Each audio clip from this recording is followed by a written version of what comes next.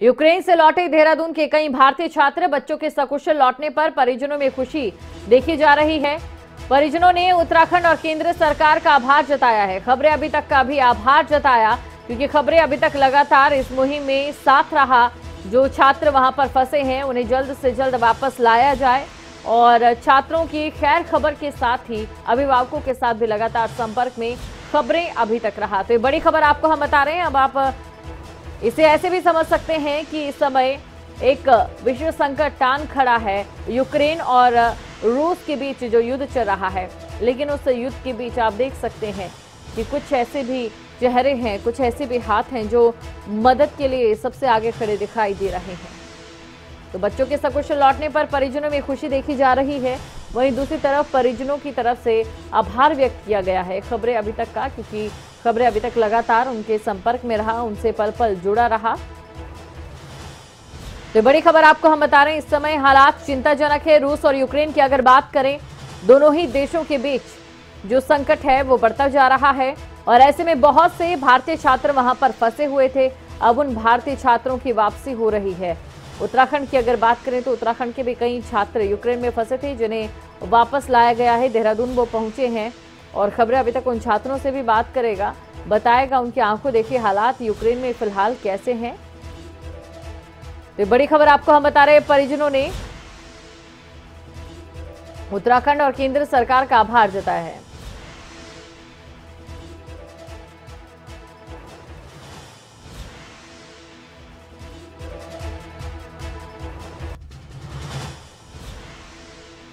तो बड़ी खबर आपको बता रहे हैं। यूक्रेन से लौटे देहरादून के कई भारतीय छात्र,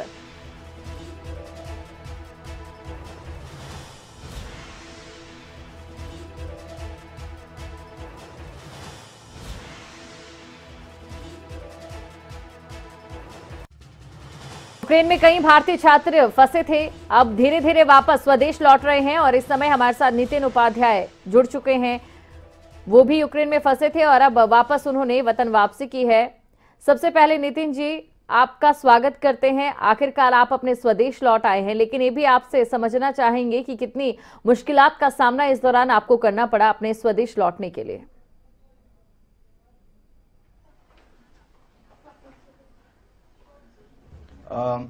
good afternoon, my name is Nitin Upadhyay ji. And मैं आपको बताना चाहूंगा कि वहाँ 24 ऑफ फेब से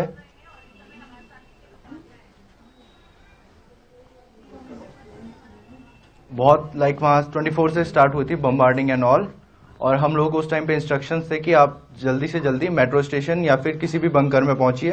तो हमने एग्जैक्टली उस इंस्ट्रक्शन का फॉलो करा, और हम 24 तारीख से 1 तारीख तक वहीं पर थे जी। और 1 तारीख की सुबह हम लोग वहां से खुद से रेलवे स्टेशन पहुंचे, और वहां से ट्रेन लिवीव की चल रही थी तो हम उसमें बैठे और लिवीव तक पहुंचे, और उसके बाद हमने टैक्सी बुक कराई और हम वहां से ट्रेवल करते हुए रोमानिया बॉर्डर तक पहुंचे। और वहां से फिर उन लोगों ने हम इमिग्रेंट्स को रोमानिया में आने दिया। जी नितिन जी, इस बीच ये कहना गलत नहीं होगा कि आप लोगों को बहुत से ऐसे लोग भी मिले होंगे जिन्होंने आपकी मदद की, लेकिन क्या आपको लगता है अभी भी कुछ भारतीय छात्र वहां पर ऐसे फंसे हैं जिन्हें मदद की बहुत ज्यादा दरकार है, या फिर बिल्कुल वो खतरे में है?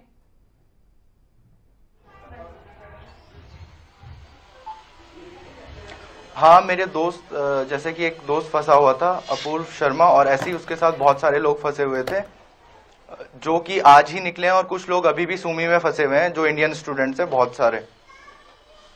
जी नितिन जी, इसके अलावा देखिए, क्योंकि प्रशासन की ओर से लगातार मदद की जा रही थी, जो भारतीय छात्र हैं वो जल्द से जल्द वापस अपने स्वदेश लौटे, लेकिन अगर बात की जाए यहाँ पर प्रशासन की, जो यूक्रेन का प्रशासन है, क्या उसने भी आप लोगों की मदद की?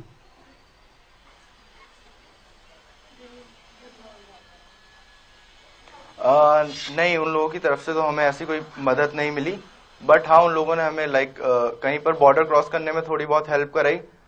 बाकी तो हम अपनी तरफ से ही बॉर्डर तक पहुंचे।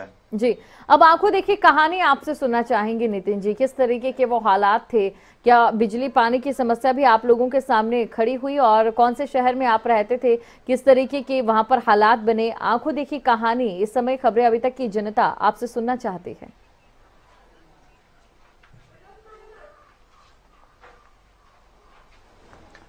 हम लोग खार्किव से हैं, जहाँ पर बहुत ज़्यादा ही अटैक हुआ गया है। और आंखों देखी यही है कि हम लोग मेट्रो के अंदर थे और हम बहुत सारे लोग थे विद यूक्रेनियंस, वहाँ के लोकल सिटीजन्स भी वहीं पर थे।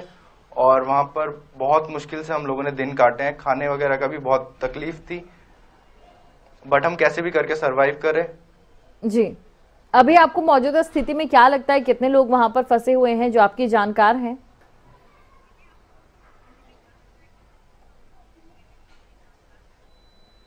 खार्किव से तो ऑलमोस्ट सारे बच्चे निकल गए हैं अब जी, जो इंडियन स्टूडेंट थे, बट वहाँ के लोकल सिटीजनशिप वो अभी भी वहीं पर है। जी। नितिन जी, साथ ही देखिए, क्योंकि भविष्य बनाने आप लोग वहां पर गए थे, लेकिन भविष्य में किसको मालूम था कि कुछ ऐसा भी हो जाएगा कि आप लोगों के भविष्य पर ही सवाल खड़ा हो जाएगा। ऐसे में अब आप अपने भविष्य को कैसे देखते हैं?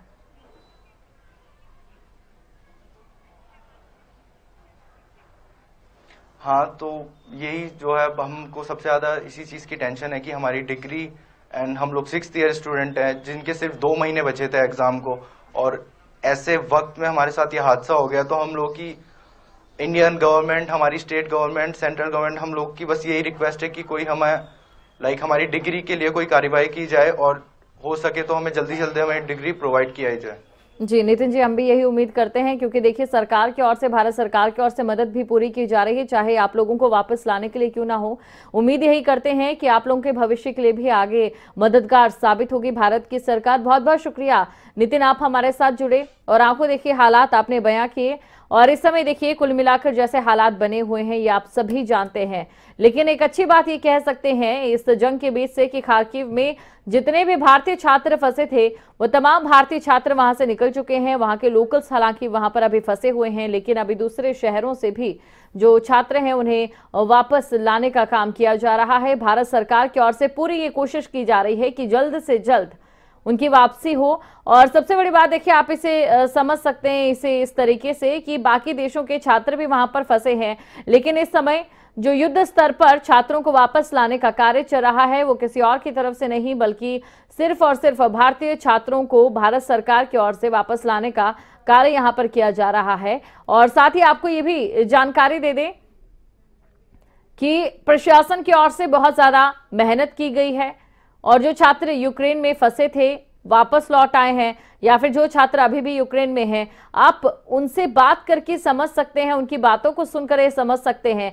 कि वहां पर बिजली नहीं थी, पीने की पानी की व्यवस्था वहां पर नहीं थी। एक वक्त ऐसा भी आ गया था जब वहां पर खाने के लिए उनके पास कुछ भी नहीं था, लेकिन बावजूद उसके उन्हें काफी समस्याओं का सामना करना पड़ा।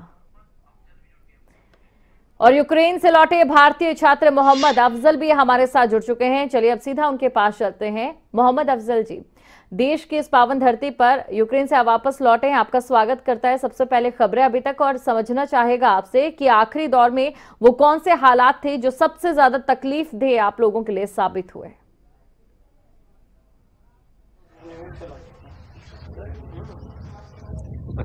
तकलीफ ये था कि हम जब बंकर में रहते थे जी, तो हमें बंकर में भी बम्स वगैरह की साउंड आती थी, जिससे लोग वगैरह पैनिक करते थे।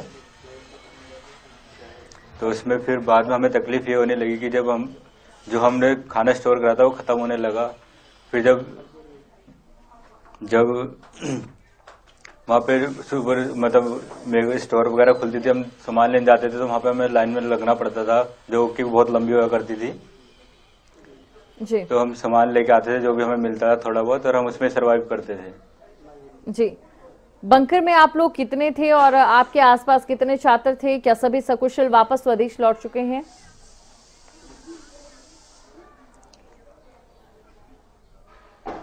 जो हम बंकर में थे, हम बंकर में इंडियन थे 40, एंड बाकी जो थे लोकल लोग थे, वहाँ के जो लोकल सिटीजन थे जो अराउंड थे 150।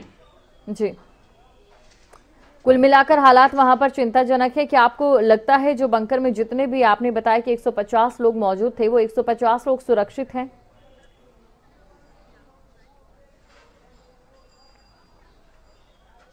बंकर में तो शायद ठीक ही होंगे, बाकी का कुछ कह नहीं सकते, अभी कुछ हालात जैसे चल रहे हैं वहां पर। जी,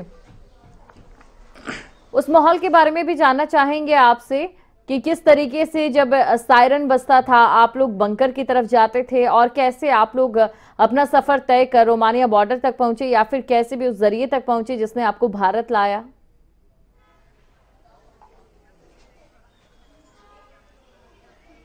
जैसे भी सायरन बजता था हमारे माइंड में ये रहता था कि हमें बंकर तक जाना है, तो हम भाग भाग के जाते थे अपना सामान उठाकर। और फिर बाद में हमने एक दिन प्लान बनाया कि हम ट्रेन से निकल जाते हैं, तो हमने उसको एग्जीक्यूट करा और फिर रेलवे स्टेशन पहुंचे, ट्रेन पकड़ी और फिर वहां से हम लिविव गए।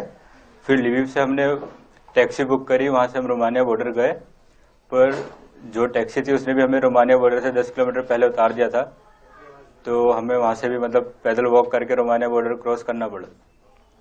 जी, फिलहाल हम यही उम्मीद करते हैं कि आप लोग स्वदेश लौट आए हैं और जितने भी छात्र वहां पर भारतीय फंसे हुए हैं वो जल्द से जल्द वापस स्वदेश लौट आएं और जल्द से जल्द जो हालात वहां पर युद्ध के हैं वो खत्म हो जाए। बहुत बहुत शुक्रिया, आप भी हमारे साथ जुड़े और जो परेशानी आपको वहां पर हुई, ये तमाम चीजें आपने खबरें अभी तक के दर्शकों को बताई।